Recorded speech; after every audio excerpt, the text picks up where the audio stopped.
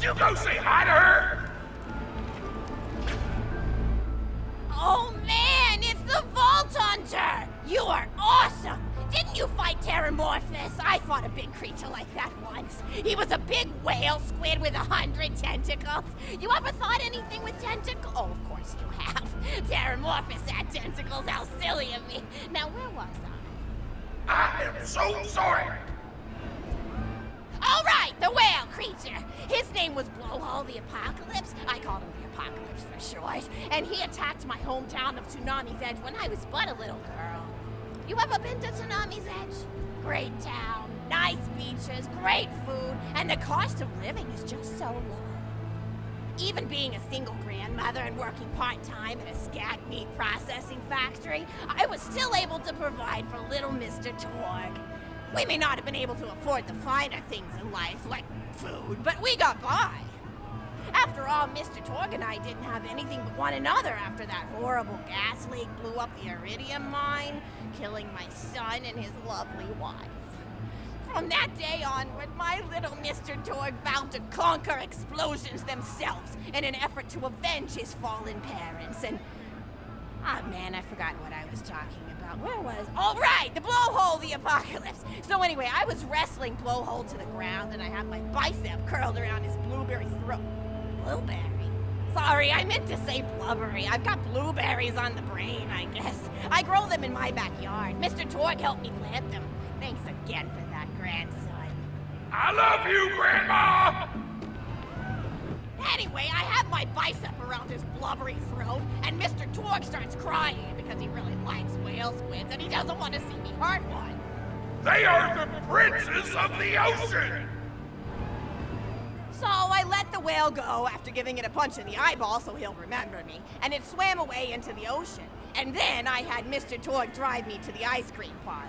He got me Rocky Road, because Rocky Road's my favorite. I'm extremely partial to the way the marshmallows act like little landmines of flavor amidst the battleground of chocolate. What's your favorite flavor of ice cream? Is it pistachio? I bet it's pistachio. Oh, that reminds me! You'll never guess who I saw today! Pistachio the Amazing! He's a magician who studied under Crazy Earl, so he's got that weird mustache, you know, but I saw him make a rack hive disappear. A whole rack hive! I said to Mr. Torg, Mr. Torg, wasn't that amazing? And he said, yes, it was, Grandma. Didn't you say that, High Five? You remember saying that? I remember, Grandma! And we stood in line afterward and got his autograph, and I thought I had it somewhere around here, but it's probably in the attic. I really ought to go up there and clean it out one of these days. I have so many little keepsakes up there. You're paying attention, right? Say, what's my favorite flavor of ice cream? Oh, so you are listening, how wonderful. You're an even better listener than my old pet rack, Beasto. Beasto was such a sweetie. You ever had a pet rack? If you can tame them, they are the sweetest pet you'll ever have. He used to just sit on my shoulder and bite chunks of flesh out of my neck to pass the time. I still remember the way he used to tweet. He went, tweet, tweet. It was so cute. I had a conversation with him once. I said, Mr. Beasto. He liked being called Mr. Beasto. It made him feel like an aristocrat. I said, Mr. Beasto, you're looking very cute today. And he said, oh, thank you, that's so nice. Or he tweeted in a way that made me know that's how he felt. And then he lowered his little head like he was taking a bow. It was adorable. Beasto was my third pet rack. First I had Woody. He got hit by a train. Then I had Anita. She got shot up trying to take vengeance on the train that killed Woody. And then I found Beasto making little poops on the windmill outside our house. After Mr. Torg and I wrestled her to the ground, I did a flying pile driver off a nearby tower tree. Got him straight in the spine and brought him down. We brought him in and fed him some skag steaks until he decided he loved us. I still miss Beasto sometimes. He just died of old age. Racks don't live much longer than a few years, but I treasured the time we had together. Poor Mr. Torg. When Beasto died, he cried for a week. The kids made fun of him at school, but I told him not to pay them any mind. Being in touch with your emotions is not a character flaw! That's right, High Five.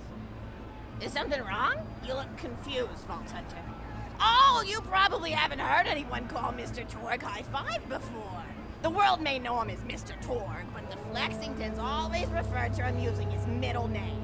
It's a Flexington family tradition, after all, to use your grandfather or grandmother's name as your own middle name. And my husband, High Five Flexington, God rest his soul, was the best grandfather Mr. Torg could have asked for before he passed. He taught Mr. Torg dang near everything he knew about firearms. Without High Five's teachings, I don't think the Torg Corporation would exist at all. Gosh, I still remember the first gun Mr. Torg tried to make after his parents died. A Jacobs shotgun with a stick of dynamite attached to the barrel. Torg nearly blew his face off, but he got up, dusted his mustache off, and swore that by the time he reached the age of 11, he would make a gun that fired explosions without killing the operator. And by golly, he did! It took a couple of dozen prototypes before he got the right combination of gun parts and explosives right. But once he did, woo-wee! I'll never forget the plume of smoke that used to be my neighbor's homestead. They were jerks though, so it's okay. Gosh, I've been talking your ear off for some time, haven't I? It's so kind of you to listen for this long. I've taken up too much of your time already. Please don't feel like you have to stick around any longer. As a matter of fact, take this for giving this old woman some company. Woo!